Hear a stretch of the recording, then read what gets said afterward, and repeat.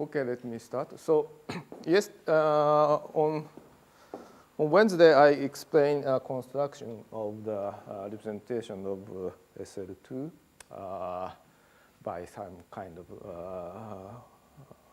using correspondence in n-step flag varieties. Or maybe it's on Wednesday I only gave detail in the case of cotangent bundle of glass manifold. But anyway, I consider this kind of situation. I have a manifold M1 and M2, and I take some closed subvariety in the product.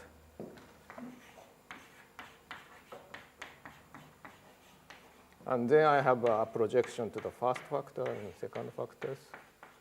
And I consider this kind of operation P1 star, P2 star, or P2 in the opposite. So this is a operation on the homology group. Last time I'm not. I didn't explain that this shift. When I wrote homology in this way, I don't mean that this map preserves the degree. So this degree and this degree in general are different. And the shift of degree is determined by dimensions of those varieties. But it's a little bit complicated, so I don't want to keep track of it. And in some situation, I will keep track of which I will explain later. So anyway, this is the construction which I will use all the time. So I will explain a little bit on some generalities on this kind of operation. So this is the so-called convolution. So suppose M and M are oriented manifolds, and I assume they are compact, since this assumption makes many things simpler. But I will, in application, for the if I only consider compact manifolds, then I lose many interesting examples. So I will drop this assumption later. And I suppose K is a differential form on M cross N. So the product, instead of a submanifold, I consider the differential form on M cross N. Then I have an operator from a differential form, space of differential form on N to space of differential form on M by this formula. So alpha is mapped to K star alpha, which is defined by Kxy, wedge alpha y. X and y are some. I want to X and y are denote points in M and N. So K, I want to emphasize K and alpha are defined over where. So alpha is defined over N, so I put y here. And K is defined over M cross N, so I write X and Y. And then I take wedge product, and I integrate over only in the Y direction. So X is still variable, so this K star R is a differential form on M. So you just imagine that. So this is a picture. Oh, I denote this by M and N, but this is N direction, this is M direction, and K, what? I say many zeros, of course, yeah? Huh? Many zeros will be if the order of... Yeah. If the dimension doesn't matter. So this is K. And if you have a differential form on here, then you integrate it over those fibers, right? I think this is. And if K is a closed differential form, dk is 0, then this defines operator on the cohomology group. Namely, that the closed form is mapped to closed form, and the exact form is mapped to exact form. So this gives the operator on the cohomology group, and it depends only on the cohomology class of the differential form K. So once you have a cohomology class in on M cross N, you have an operator from H star N to H star. So I will, from now, I forget about the differential form, and I only talked about cohomology class or Poincare by Poincare identity corresponding homology group. No. Before that, I consider the composition of this convolution product. So I suppose I consider three manifolds, M1, M2, M3, and K12 is a differential form on M1 cross M2, and K23 is a differential form on M2 cross M3. Then alpha 3 is a differential form on M3, and then I can make a convolution of alpha K23 and alpha 3. Then I can apply K12 convolution of K12 like this. So this is given by this formula. First, you integrate over M3, and then you integrate over M2. But you can change the orders of integration. First, you integrate over M2, like this. Then you integrate over M3. For this, I think it's okay. But I usually only consider the even degree cohomology group, and I don't want to keep track of the signs. So that things makes me much simpler. So I usually, maybe I sometimes, for this it's okay, but sometimes I may change the order of differential, but that is okay. So anyway, this middle term is since we are integrating over M2, this is a differential form on M1 cross M3. So I define differential form on M1 cross M3 by this formula. So this is called a convolution product. So by the way, so this differential form is sometimes called kernel of the convolution.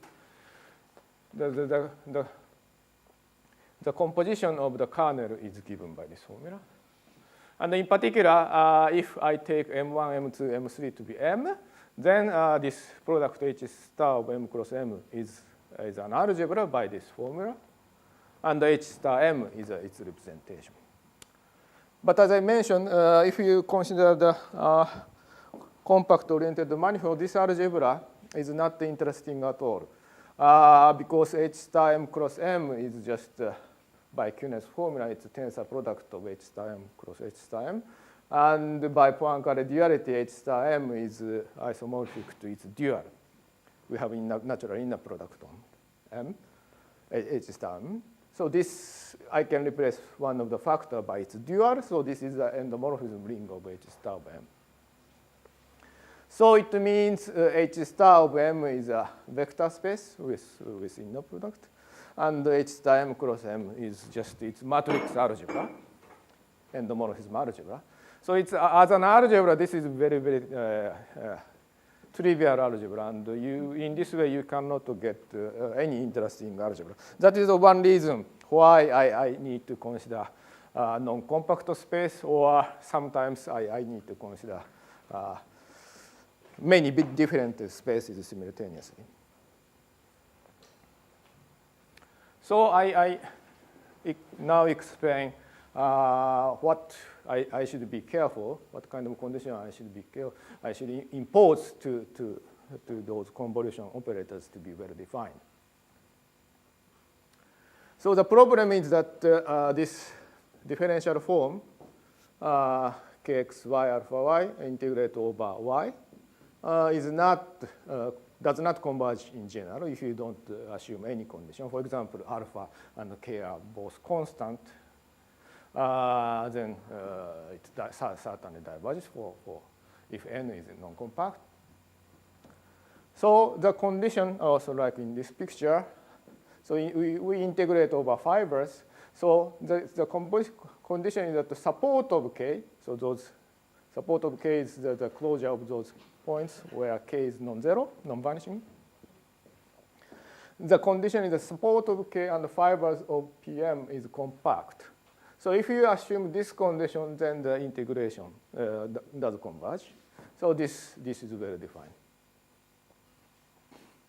So this is a condition which And if I want to consider the cohomology class, or by Poincare duality, I want to consider the K as an element in the homology group. So in particular, I want to consider K is a Poincare dual of closed submanifold in M cross N. Then the Poincare duality means that I can consider, instead of this closed submanifold, I can consider it some differential form on M cross N, whose support is very, very close to Z, and it's like a Dirac delta function. So it's very, very, how to say, the support is arbitrarily close to the tubular neighborhood of Z. That is the Poincare dual of Z, right? Then the condition there, since this is tubular neighborhood, you don't, the condition for tubular neighborhood and the condition for Z is the same. So then the condition is that Z, the projection from Z to M is proper. Proper means that the inverse image of compact set, in particular inverse image of the point is compact. So this is a condition which I need to impose. This can be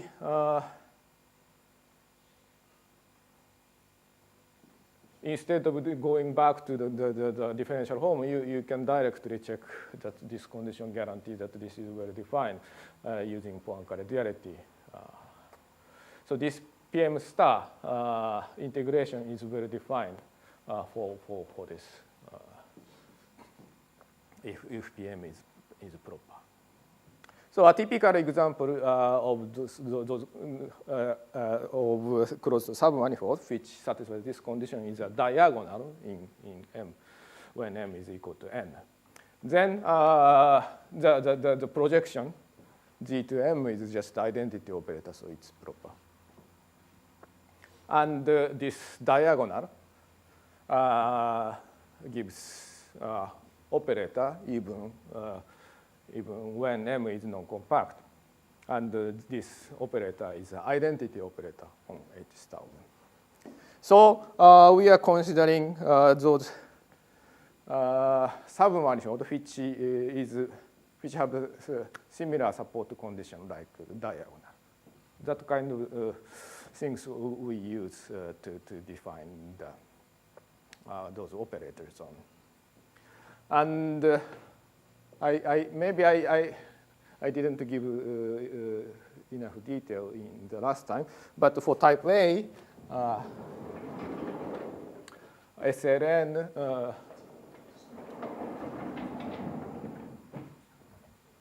I consider T star of n step flag variety. So this is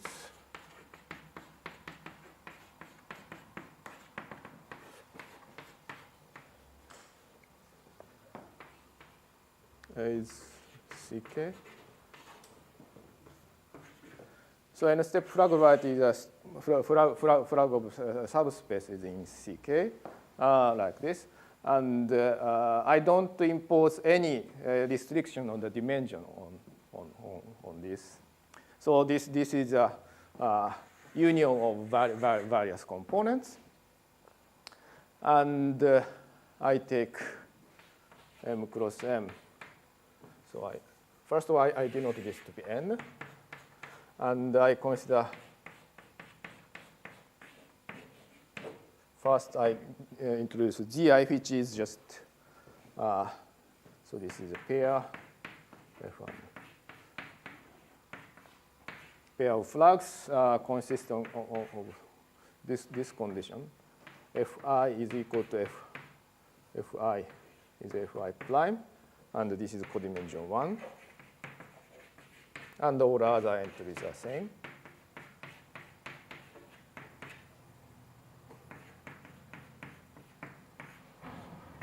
So this is a closed submanifold in N cross N. And then I consider its conormal bundle.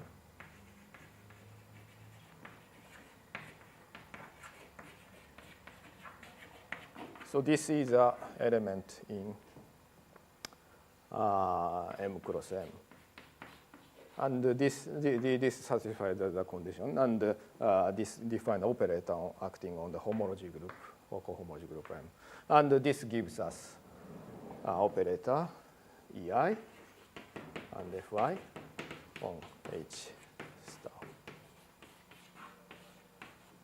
And HI is a diagonal operator on each component, and this satisfies the defining relation of SLN.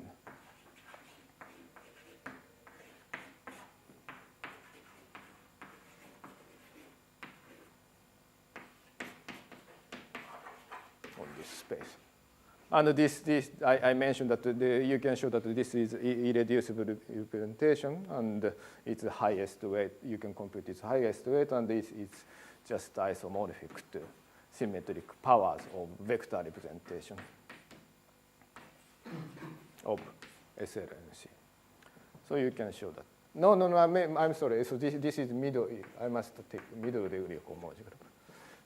In fact, this construction, I think I skipped something. Yeah, but anyway, yeah. I can take H star of M.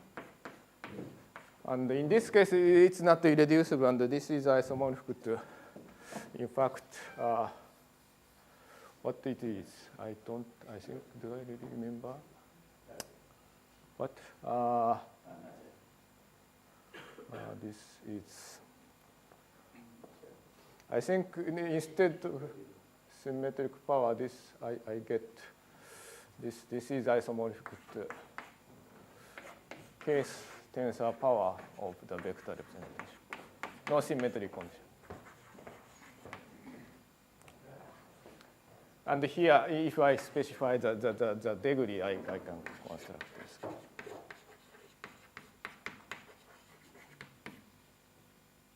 So any question?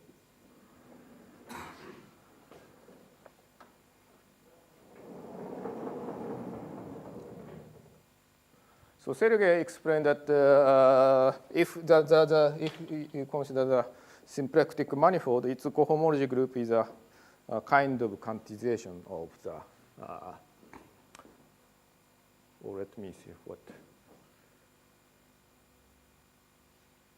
This is something different. Yes. So before explaining symplectic manifold, I explained the Poincare duality for non-compact space. I think I explained already the last time. The usual homology group is a Poincare dual to compact cohomology group with compact support. And the morphism is given by, if you have a cohomology group, cohomology with compact support alpha, then alpha which cap fundamental class is a usual homology group, element in the usual homology group. And the Poincare dual of the ordinary cohomology group is the so-called Borel-Moore homology group, or homology group of locally finite chains. For the usual homology group, you start with chains, which is a map from the simplex to M, and then you consider that it's a finite sum, and you define a differential operator on it. And Borel-Moore homology group can be defined in a similar way. And instead of considering finite sum of those chains, you consider a locally finite sum, which means that for each neighborhood, for each point, you have some neighborhood and the intersection with neighborhood and the support of chain is those intersecting in the chains, number of chains is intersecting in the neighborhood is finite. So that is locally finite chains. And you can define a differential in the same way, and it defines another cohomology group, which is called Borel-Moore homology group. And if for usual homology group, it's functorial. So if you have a map from M to N, you have a push-forward homomorphism. But for Borel-Moore homology group, you need to assume F to be proper. Otherwise, locally finite chain may be mapped to some infinite sum of chain, which may not satisfy the locally finiteness condition. So you need to assume this to be M, to be proper, F to be proper. Then you have a well-defined push form. So that's maybe I used implicitly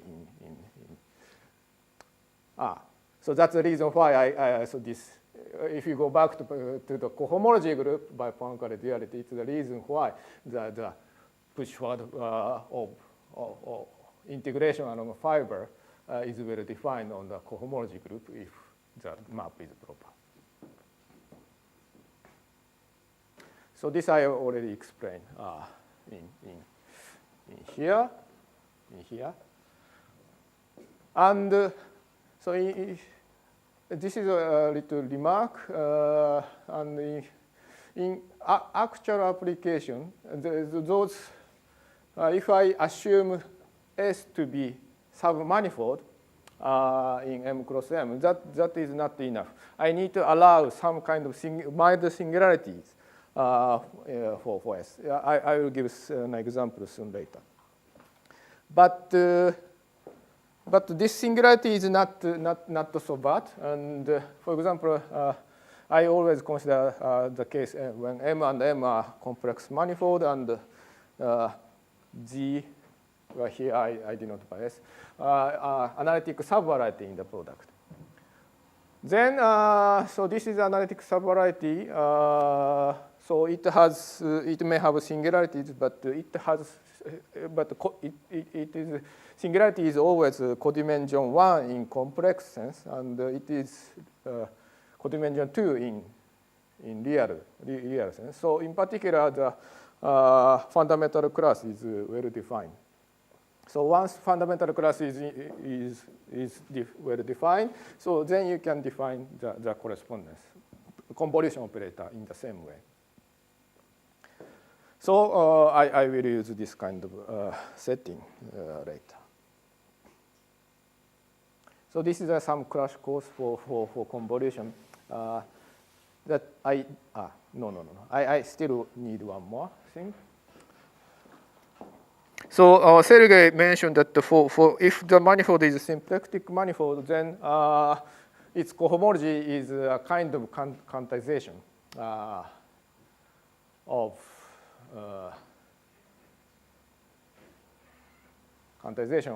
M. So I mean, for simplicity, I assume M to be compact, and I consider pair M and N, pair of symplectic manifold, and suppose Z is Lagrangian submanifold. Then I apply this quantization procedure. So namely, I consider cohomology group of M cross N. That is just the tensor product of cohomology of M and cohomology of N. Then by general recipe, the Lagrangian submanifold in the symplectic manifold is a vector in the Hilbert space. Then in this setting, because we have a vector in the tensor product, so I replace one of the factor by its dual. So I consider its vector is an operator from Hilbert space for M to Hilbert space of N. So in that sense, I mean, those settings, if I assume M and N to be symplectic manifold and Z is Lagrangian, then this setting, having Hilbert space and its operator is naturally fit with the framework of quantization. Of course, we don't have at this moment, we don't have, how to say, quantum Planck constant, so it's very, very far away from the conventional quantization, but somehow philosophically it nicely fits with the framework of quantization.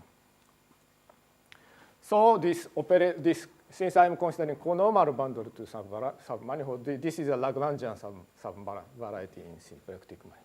So M is cotangent bundle, so it has natural symplectic structure, and this is conormal bundle to submanifold. This is Lagrangian submanifold. So this setting nicely fits with quantization. Why do you need Lagrangian for this? Hmm? Why do you need the Lagrangian for this? Well, that is a philosophy of the quantization. It's one Geometric quantization. geometric quantization. But you can do without with deformation quantization. And then you Well, have- no. So this for this I only how to say. I want to explain only philosophy, so not rigorous. So in this current setting, we can't say so much. But I want to emphasize one thing which those conditions play some role. So in here, I didn't specify the degree at all. But in this setting for symplectic and Lagrangian, there is a natural setting in here. So since Z is Lagrangian, it is of half degree in M cross N. So you have this degree. Then you consider and also N is a symplectic manifold. So I shift the degree by half of the dimension of N. Then you can check that this if I shift by half of the dimension, the degree is preserved under this map Z. So this is just you just check by in the usual manner. In this, this is dual to the cohomology and the pullback. So you get the degree is preserved, and I take Poincare duality in here, and then because this is half of M and N dimension half. So this is replaced by M, and N is replaced by M, and push further the degree is preserved. So in this setting, symplectic and Lagrangian, of course, I don't really use that this is Lagrangian. I just only use the G is half dimensional in M cross N. But anyway, so for in this setting, we have a natural degree shift of the cohomology group. So that is the reason why I instead of considering total homology group here, I replace this by H middle. So middle means so those degree star is 0 in this convention. So then since this Z is Lagrangian, if this Z is Lagrangian, then shift is preserved. That means if star is 0 here for the domain, then it is also 0 in the target. So this middle degree homology group, since M is disconnected, this middle means that it depending on various components. So I took middle degree homology group. This is preserved. And typically it is represented by Lagrangian submanifold in M. So in this case, this 0 section is a representative of this class. So it's one dimension for each component. And if you take this, then I pick up this irreducible representation of SL and C. So in this way, I can construct representation of, and I mentioned that this can be generalized to arbitrary representation, arbitrary irreducible representation of simple real algebra of type AD by using quiver varieties. But I don't explain the definition. I will just give some example later. Okay, here, so in the last time I explained the construction of Heisenberg operators on the cohomology of symmetric product. And then as I promised, I generalized that construction to the case of infinite dimensional Heisenberg algebra by replacing symmetric product by the so-called Hilbert scheme of points. So I need to explain a little bit about Hilbert scheme of points, but if you don't, if you are not familiar with complex geometry, algebraic geometry, then you just consider it's a kind of symmetric product, but it is slightly larger than the symmetric product, and its homology group is slightly larger than. But it's very, very close to symmetric product. And this definition of the operator is very similar. And for Hilbert scheme of points, you can define for arbitrary variety, but I need to assume the base space to be two-dimensional, complex two-dimensional, because otherwise Hilbert scheme doesn't have good structures. But for complex surface, it is known that the Hilbert scheme has lots of good structures, and in particular, it's close to symmetric product.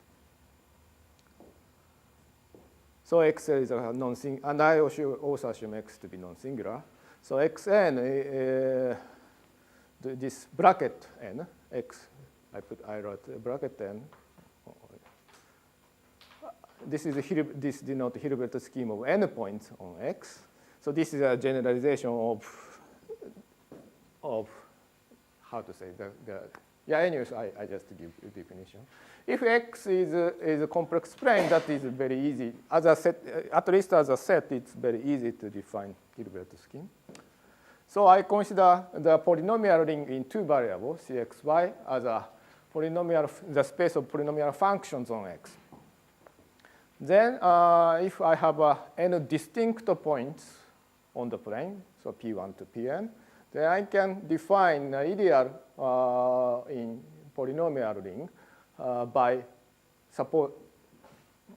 imposing the condition that if this polynomial vanish at those points, fpi equals 0 for I equal 1 to n, then it is an ideal in polynomial ring.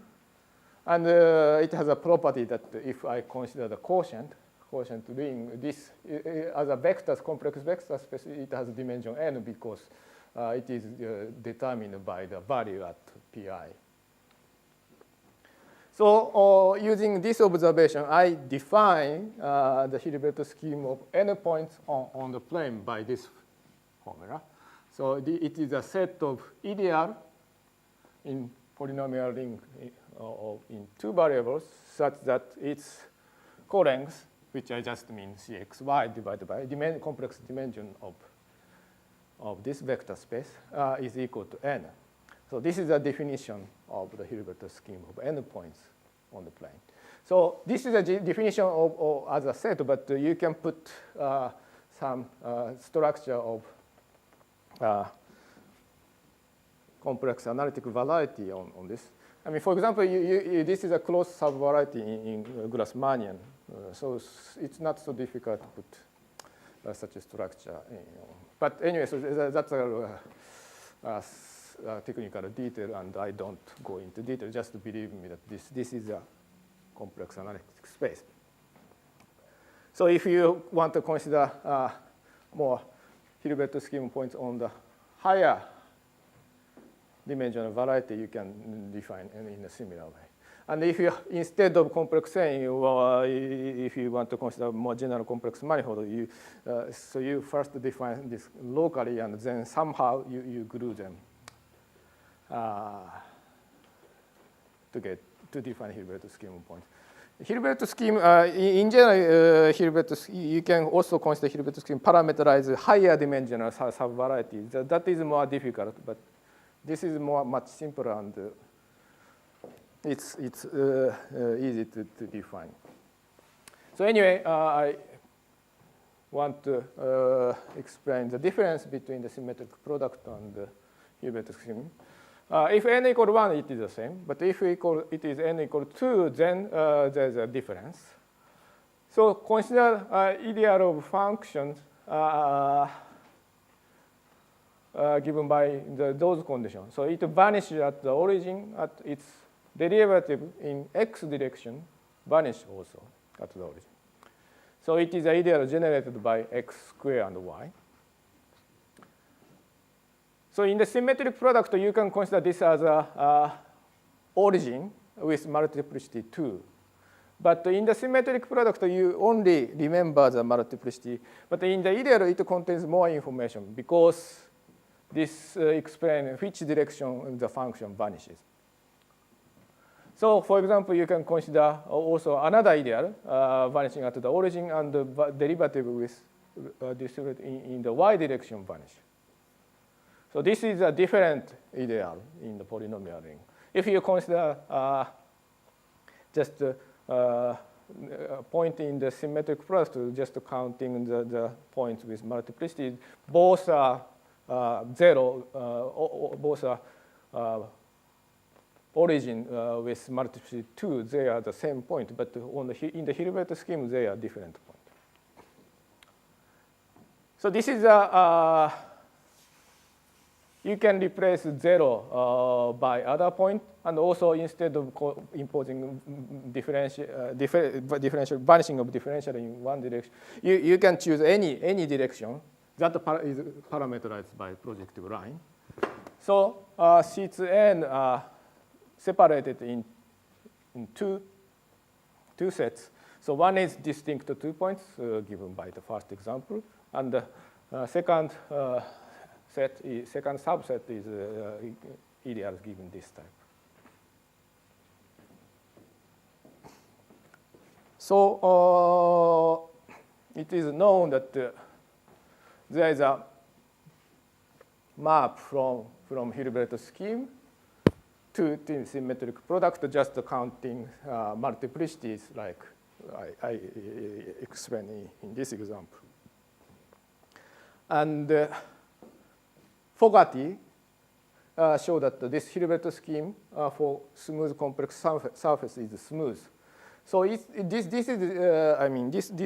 result holds only when x is two-dimensional. So if you consider for the curve, symmetric product and the Hilbert scheme are the same because you don't have a direction. But if you go to higher dimension, this Hilbert scheme is singular, and it is very difficult to study Xn. But for surface, there are many good properties holds, and this is a nice space to consider. And I think this result is Fogarty's result was obtained in 60s, and Bobel's much later. I think it was 90s, maybe late 80s, proved that if X is complex symplectic manifold or surface, then Hilbert scheme. For example, if X is a K3 surface or abelian surface, Hilbert scheme of points is also symplectic manifold. And if X is hyperkähler manifold, then Xn is also hyperkähler manifold. That Misha mentioned in his lecture. So it also showed that this Hilbert scheme of points is a nice variety to study.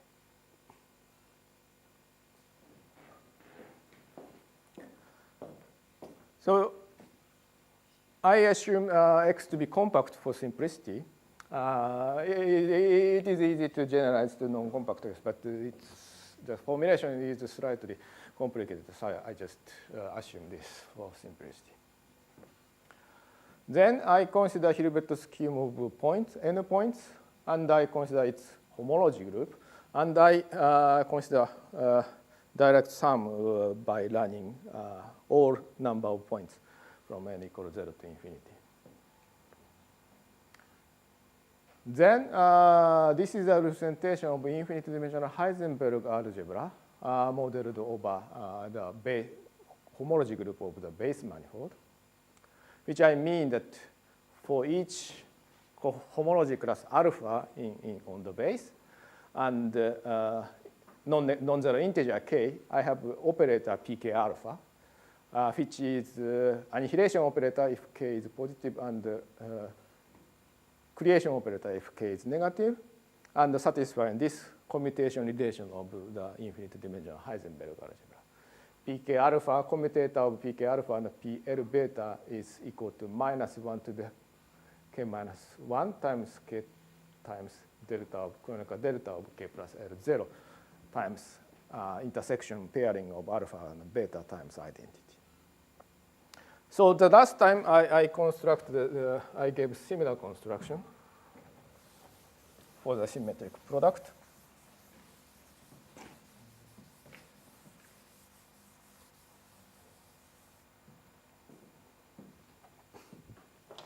I hope you remember.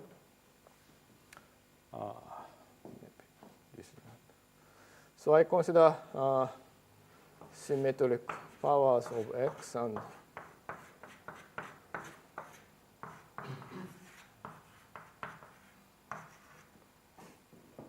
then for each alpha,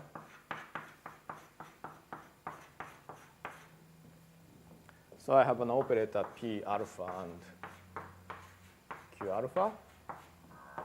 Each homology class gives operator P alpha, Q alpha. P alpha is annihilation, and this is creation. And the commutation relation is P alpha Q beta equal alpha beta times identity. So P increase number by 1, so n decrease by 1. So homology group of Snx is mapped to homology group of Sn minus 1, and the creation is in the opposite. So the commutator preserves the number of points. And that is given by the some multiple of identity operator, and this coefficient is given by intersection pairing of alpha and beta. So we have very, very similar formula. So the most of the cases, those creation and annihilation operator commutes. The only non-trivial case is the case when k and L is sum up to 0. K plus L is equal to 0. So in some sense, this P alpha, you may consider P alpha as is generalized. So P alpha is P of 1 alpha, and Q alpha is P of minus 1 of beta.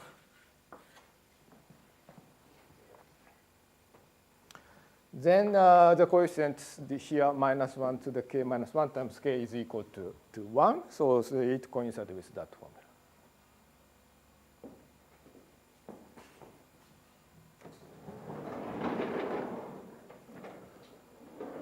And the definition, maybe I recall the definition. Definition is very, very similar to the construction last time. So I consider Sn cross X cross S.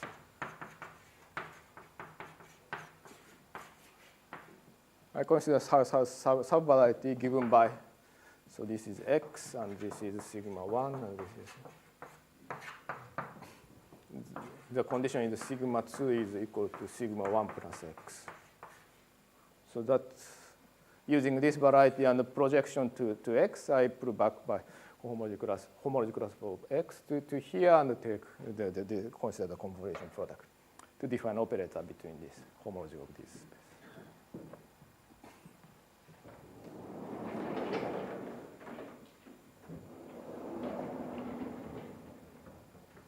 So that defines both operators depending on which you consider a domain range? Yeah, you just change the role of Snx and Sn plus 1.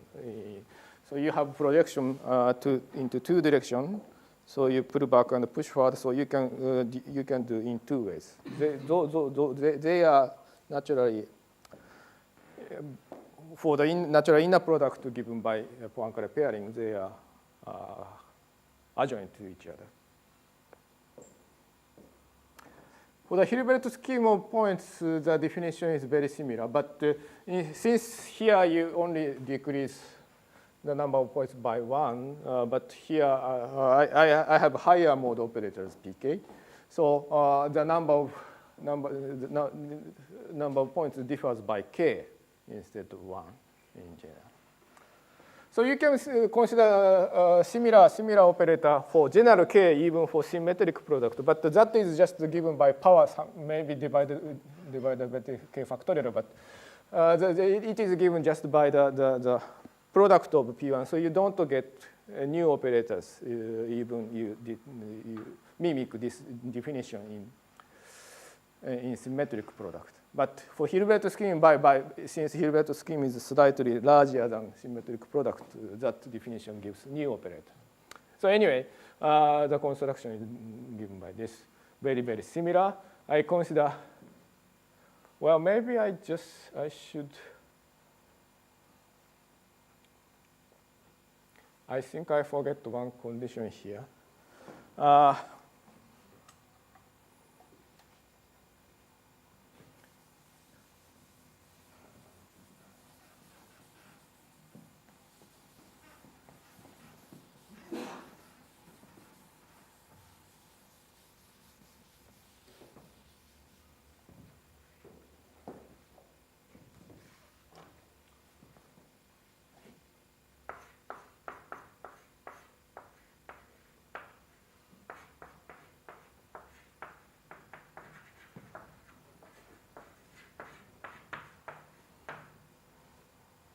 Yeah, in fact, it is better to write in terms of ideas. So you just consider x, the case x is complex plane. I mean, of course, I assume x is compact, so it can't be. But just imagine that the definition which I just gave will write down does make sense for general surface.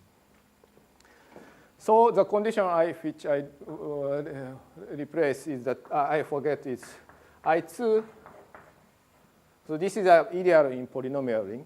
So I2 is contained in I1. That is the condition. So you can consider this. So this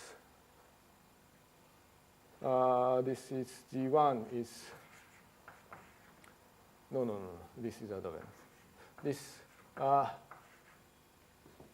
G2 is a collection of points in some generalized sense. N plus k point, and G1 is a collection of n points.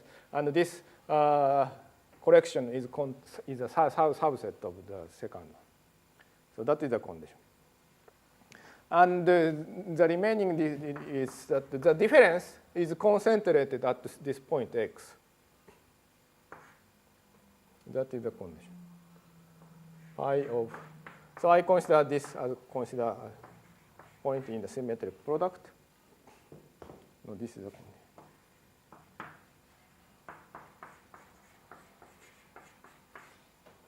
So I consider the corresponding. Yeah, maybe.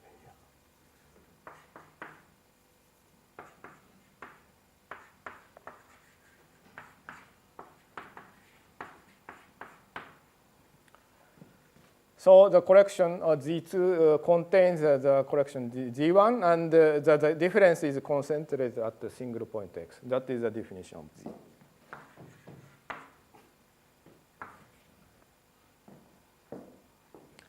And this is again good. If x is a symplectic manifold, this is Lagrangian, and also so if this xn is a dimension 2n. X is dimension 2, and since this consists of n points in some general sense, the dimension is you just multiply 2 by n. So this is 2n dimensional manifold. So it's even dimensional, at least. And if x is symplectic, this xn is a symplectic manifold. And I consider triple product of symplectic manifold, and this Z is a Lagrangian. So in that sense, it is again naturally fit with the framework of quantization. And unfortunately, Z has a singularity in general. I will just explain this case and make break. So if n equals 0, then x0 is a single point, and x cross point cross k equals 1. This is x. And in this case, Z is just a diagonal in the first and the third factor. And if n equals 0 and k equals 2, then it is some subvariety in x cross point cross x Hilbert scheme of points in Hilbert scheme 2 points in X. And that is, in here, as I mentioned, in the case X is a complex plane, it has it is decomposed into two pieces. One is two distinct points, and the other is X cross P1. And in here, this Z is just, you just take diagonal in X cross X and take P1 in here. So this is a picture of Z. Okay, let's make a break here. Okay, I continue. I introduce subvariety, closed subvariety in triple product. And using this, I define operator in the same way. So I have three projections from the three product, xn plus k, and x. And the annihilation operator is basically pull back by P2 and push forward by P1. But I coupled with this cohomology class on the product, which is given by this fundamental class of Z and intersection pairing with the pullback of the homology class on alpha. This is the formula. And for creation operator, I just replace the role of P1 and P2. And this intersection is taken in the triple product, which is smooth space. So those are, as I mentioned, Z is, although Z has a singularity, the fundamental class doesn't make sense. So by Poincare duality, it can be regarded as a cohomology class. So all the cohomology class on the triple product, so you can make intersection pairing. Then this is the definition, and the remaining thing is you just check the defining relation of the infinite dimensional Heisenberg algebra. And that is similar to the proof for the Heisenberg relation in the case of symmetric product, but slightly more complicated. So in particular, if this k plus L is not 0, then the right-hand side vanishes. In that case, the argument is not so difficult. You need, of course, you need to use some properties of Hilbert scheme points. But once you use it, it's not so difficult. The most difficult case is the case when k plus L is equal to 0. And you need to pick up this coefficient of k times minus 1 to the k minus 1. And for k equal to 2, it boils down to the proof of this statement, so classical statement. So if you have a zero section in the cotangent boundary of P1, then its self-intersection number is equal to minus. That I used when I constructed the three-dimensional representation by SL2C. Right? Those entries 2 in the 3 by 3 matrix correspond to intersection number. Again, intersection number, the same intersection number appears in here. So if k is equal to 2, this is minus 1, and this is 2, so you get minus 2. And for general k, again, you need to compute this as a kind of intersection number in the Hilbert scheme. That's more delicate. And in fact, I first wrote a paper. I cannot determine the coefficient, and I just wrote that this is by some kind of argument. I know that this is non-zero constant, but I cannot prove that is equal to this number in the original paper. And later, Ring's and Strume computed this number, and then I compute the same number in a different way. So now this we have it. By the way, this k appears in the Heisenberg algebra appears in various places. For example, perturbative string theory. But this number k always appears quite naturally, and this calculation fits with the calculation of the Heisenberg algebra in the literature. So I'm a little bit surprised that because at this a priori there is no reason why that this computation is the same as the calculation in the literature. So I'm a little bit surprised. But anyway, so this coincides nicely with the calculation in the literature. Okay, then I briefly I mentioned that I don't intend to give a general definition of quiver-variety, but instead I at least give example of quiver-variety and example of construction of the representation of more general real algebra using this Hilbert scheme points. So another input is a finite subgroup gamma of SL2C.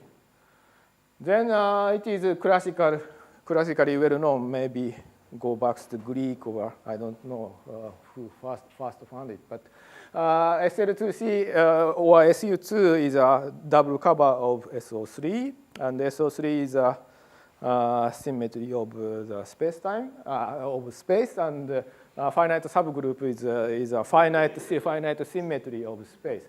So you have the classification of the regular polyhedra. What do you say in English? I don't remember. Yeah, so this that's kind of. I'm sorry, what does ADE stand for? ADE is a classification for Dinkin diagram. So there's some miracle there. The names of some Just, diagrams. yeah. So you have gamma. Gamma is cyclic group. So this is Z inverse. Z is Zn is equal to 1, and this corresponds to Dinkin diagram of n minus 1, I think, and also binary dihedral group. So this is a double cover of the usual dihedral group. So this corresponds to type Dn Dinkin diagram. So this is.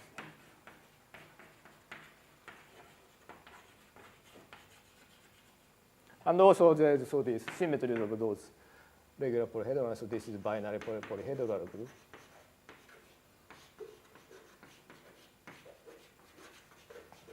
So this corresponds to diagram E6, E7, and E8. So I remember that I'm not quite sure. E8 corresponds to icosahedra.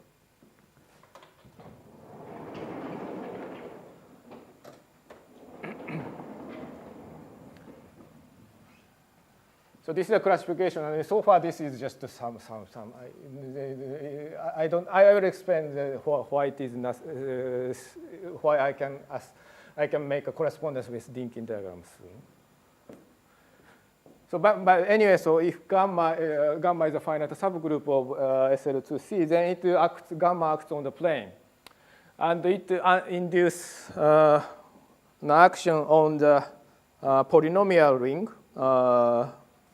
of two variables by acting variables x and y. Then I consider gamma fixed points in the Hilbert scheme of points. And gamma, because gamma is a subgroup of SL2C, this action preserves the symplectic form, and this action of gamma on the Hilbert scheme also preserves the symplectic form. So its fixed point is again a symplectic variety. Then its middle cohomology group is preserved by so this the again I consider similar thing, and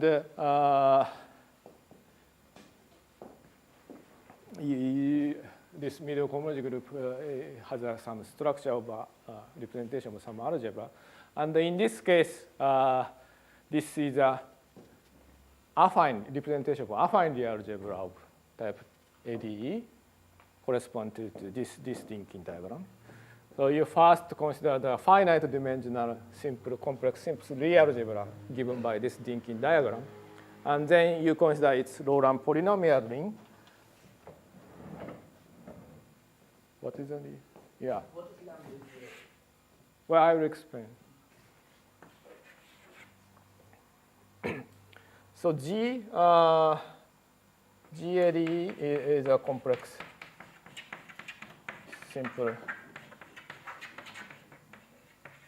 real algebra.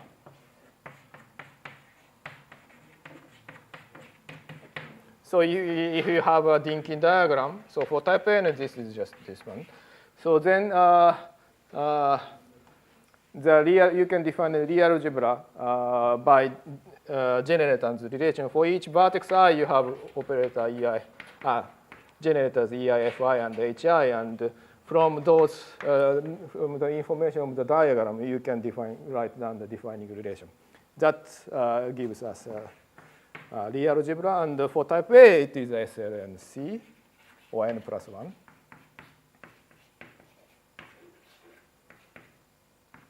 And for type D, it is even special orthogonal, and E is exceptional real algebras. And so this is finite dimensional energy. Affine real algebra. It's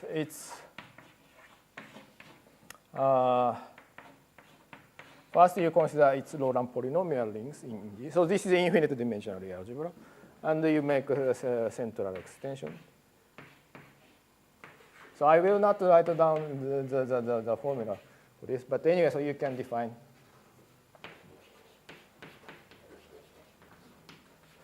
And you can also add the so-called degree operator. But anyway, so there's the so-called extended thinking diagram.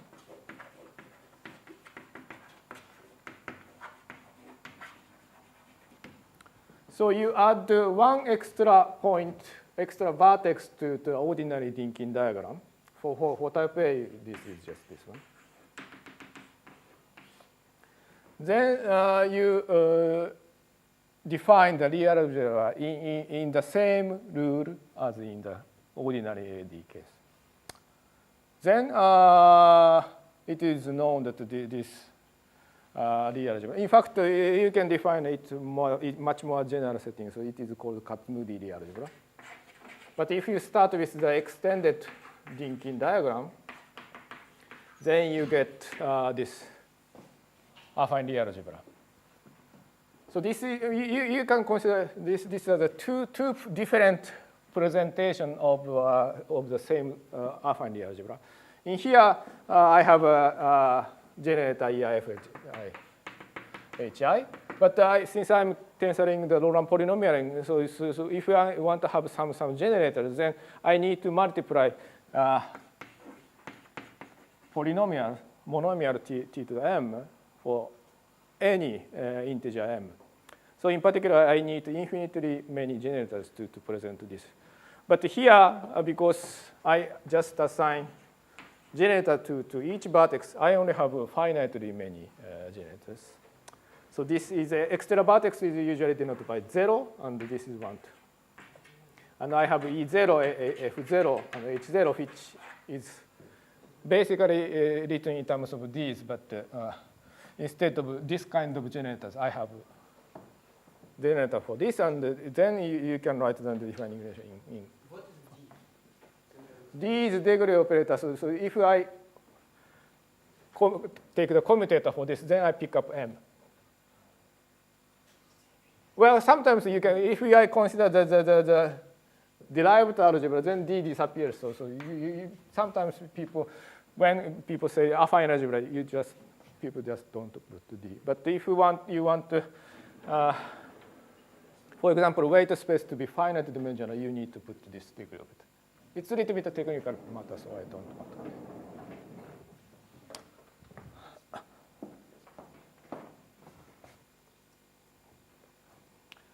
Okay, then this is a representation of affine Lie algebra, and it is a natural generalization of finite dimensional irreducible representation of the usual Lie algebra.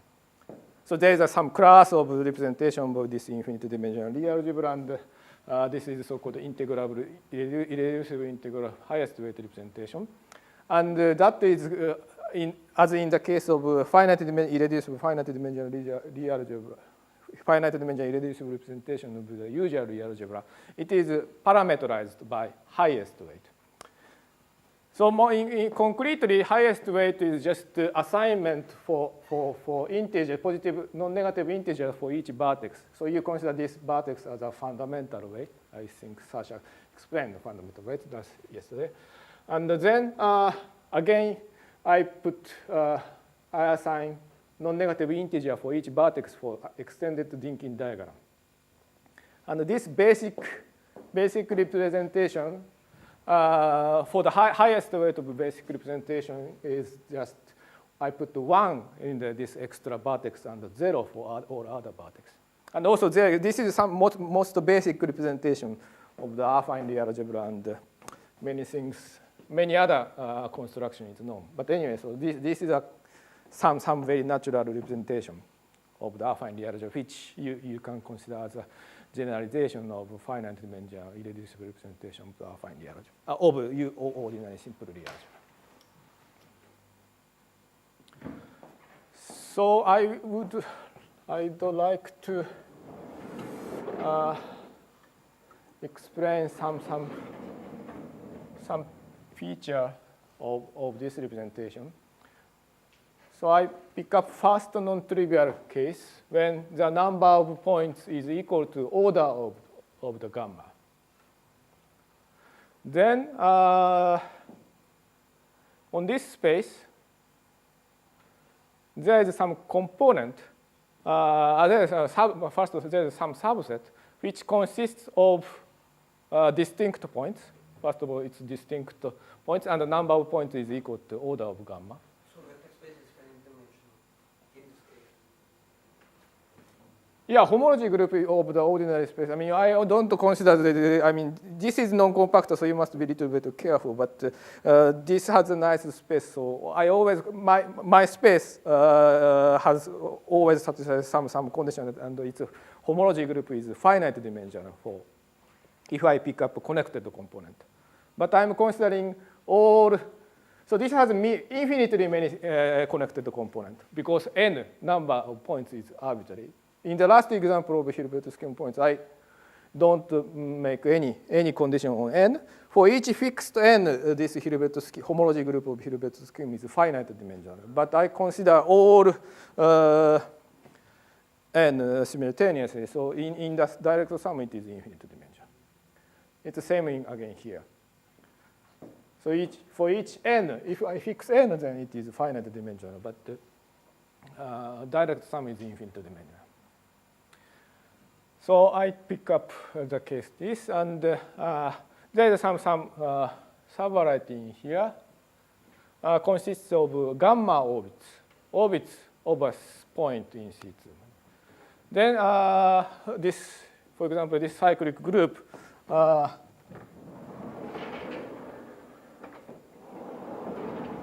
So you pick up some points, and then you consider orbit.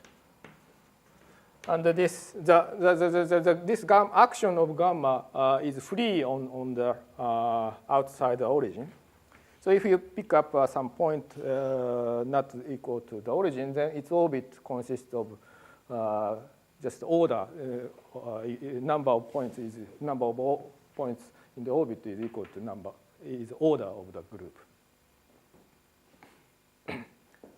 So then this is a point in C2 by gamma, but there is no reason why I pick up first in here. So in this fixed point set, you should consider its point in the quotient space. So in this way, you get naturally this quotient space C2 divided by C2 minus origin divided by gamma. And this space is if you add the origin, this has a singularity at the origin, and this is called the simple singularity or rational double point. And there are lots of, this is a classical subject, most, how to say, the simplest example of singularities, and there are lots of study on this. So in particular, you can connect group and the Dynkin diagram in the following way. So this space has a singularity, and you can consider the resolution of singularities, and it looks like this. So you have chains of P1s, by several P1s intersects like this, and you write a diagram by assigning each P1 point, and if two P1 intersects, you join them by edges.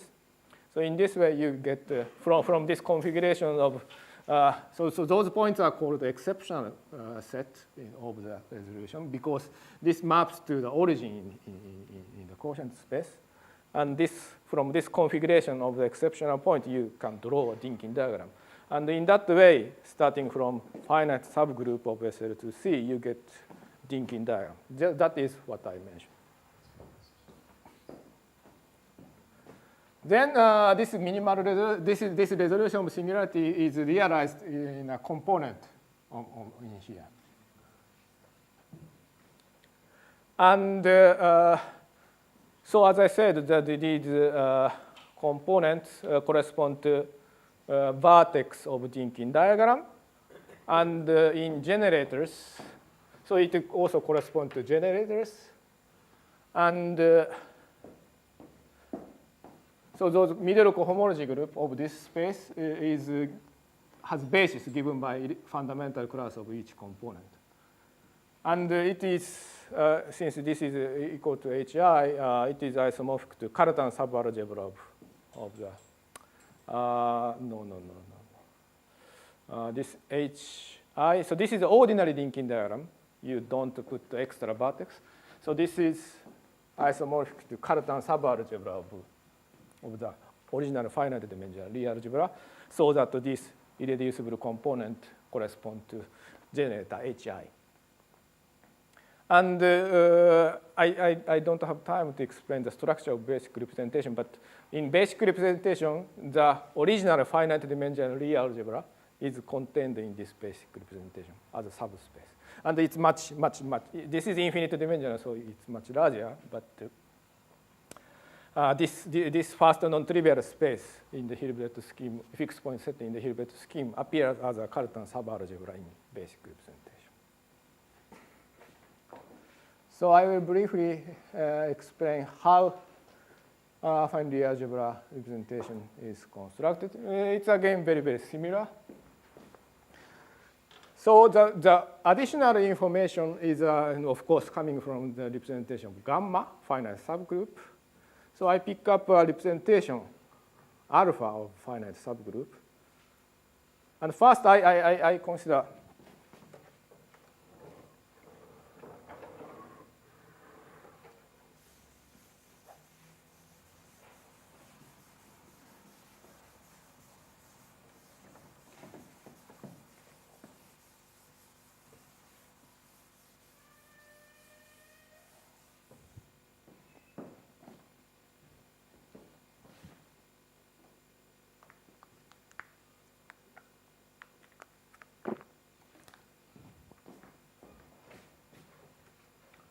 so I consider C2 n and gamma fixed point.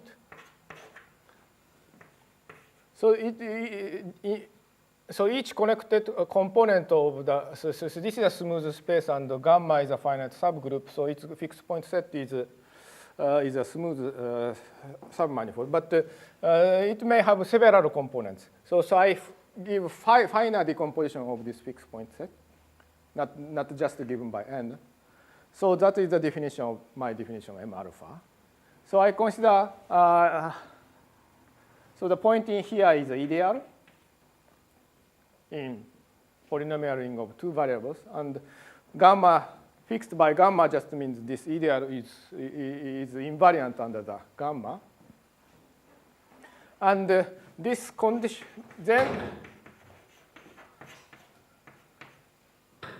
then this ideal is invariant of gamma. The quotient is not only vector space, it is a representation of gamma.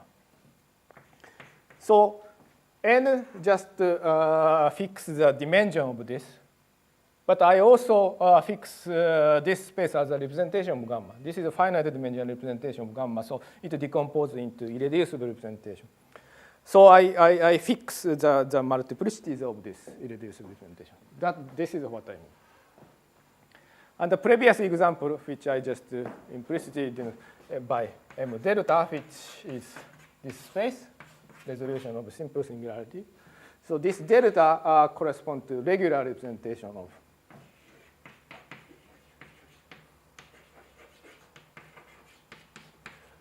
it's because I consider the orbit.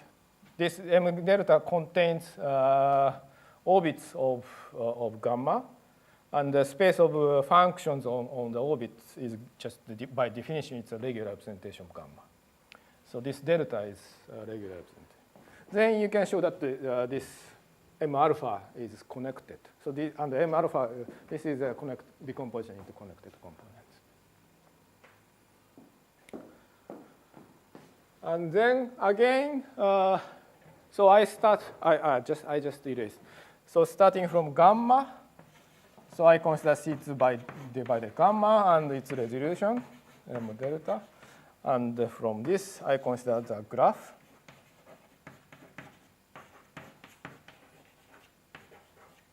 The exceptional set.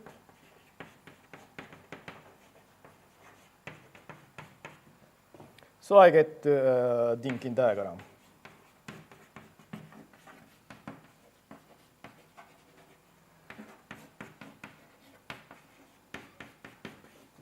Of type AD. Then I mentioned affine for affine to define it. Affine real algebra, I consider extended Dynkin diagram. So this is a one-to-one, so this is a canonical way. And there is another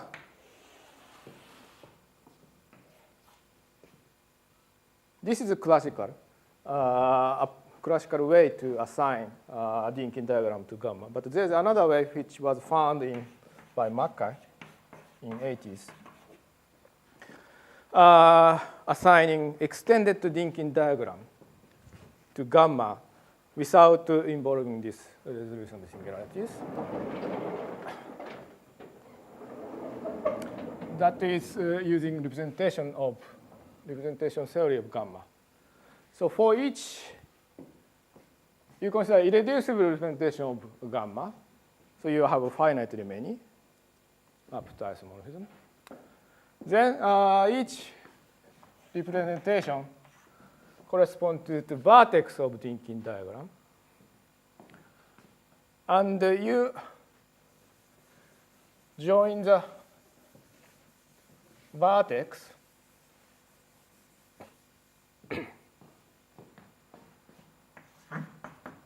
you connect the vertex by edge if and only if this Q tens rho I contains rho J. So Q is a two-dimensional representation of gamma. So gamma is a subgroup of SL2C. So you have a natural two-dimensional representation. Well, so if in fact, this condition is apparently not clear, but obvious. But so you can change the role of I and J here. It is equivalent. But anyway, so this is the rule. And for example, for cyclic group,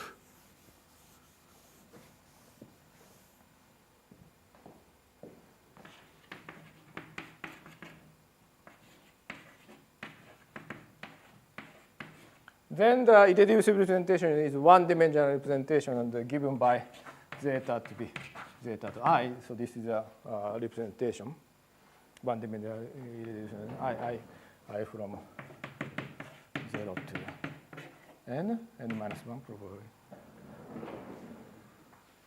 Then you also Q is zeta and zeta inverse. This is just this I denote this by rho I.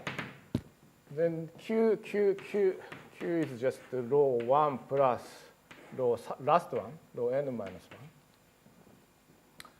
So Q tensor, anyway, Q tensor rho I is just rho I minus 1 plus rho I plus 1, right? So if you write the diagram, everything is modulo n. So I have vertex 0. Usually rho 0 is trivial representation by convention.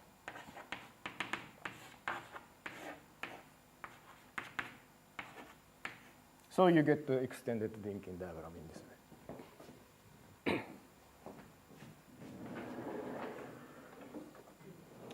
So in summary, each irreducible representation corresponded vertex of the extended linking diagram. So I pick up irreducible representation rho I corresponded to vertex of extended linking diagram. Then I consider correspondence in M alpha, product of M alpha and M alpha plus rho I.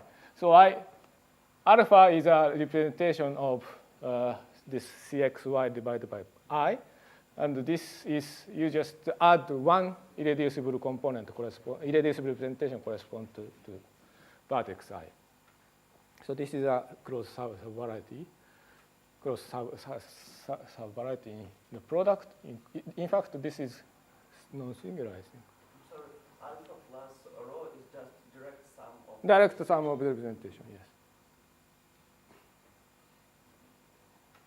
Then I just consider the pair and impose the condition that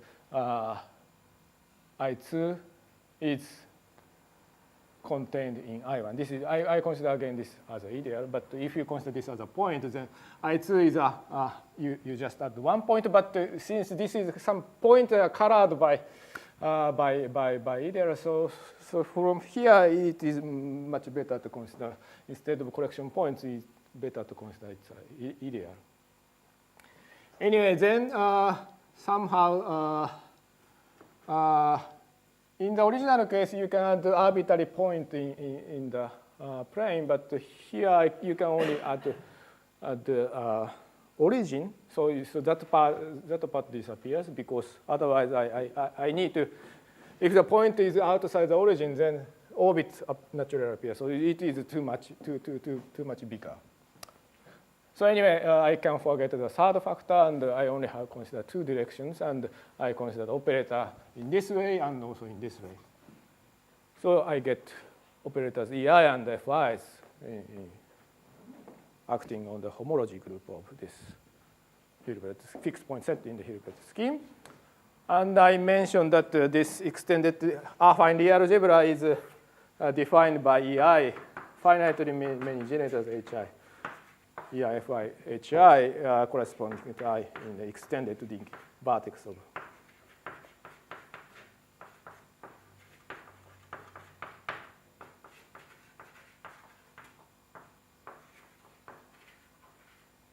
linking diagram. So I have an operator EIFI for each vertex, and I just check the commutation. HI is just a commutator of EI and FI. So once you define EI and HI, then it automatically defines HI. So I check the defining relation is satisfied for these operators, and I get representation of affine Lie algebra. So today I stop here, and I plan to explain basic things to equivalent cohomology. I hope probably you may have heard of the what are the equivalent cohomology. Maybe Sasha will use in the afternoon lecture anyway. But I just mentioned why I really need to so far I only consider the ordinary cohomology group. But in next week, I consider equivalent cohomology groups instead. And equivalent cohomology is a generalization of the ordinary cohomology group, and various operations are generalized. I need both equivalent homology group and equivalent cohomology group because I use Poincare duality all the time. But anyway, so what is the really difference? So it's not a trivial extension of from the ordinary cohomology group to equivalent cohomology group, even in my setting. It's because equivalent cohomology is a module over equivalent cohomology of a point. So T is a torus acting on some space. And if you forget this torus action, then this is just a big one-dimensional vector space, and you don't have, how to say, this ordinary cohomology group is a very rigid structure, and you don't make any deformation of the structure. So it's nicely compatible with the fact that the simple finite dimensional representation of simple real algebra irreducible representation have a discrete parameter given by fundamental highest weight. Highest weight is integers on each linking diagram, so they are not continuous parameters. They are just discrete parameter. So that kind of rigid structure is nicely fit with the ordinary cohomology group. But you also want to study some representation which have a continuous parameter. So then you need some new idea that is realized by considering equivalent cohomology group. So here, equivalent cohomology group point is a polynomial ring. The number of variables is equal to rank of the torus. So those equivalent parameters allow us to deform the representation. So if once you consider all those constructions over equivalent homology groups, then you can produce representation which have continuous parameter. So that's the reason why this is really essential to consider equivalent homology. So I stop here today. Thank you very much.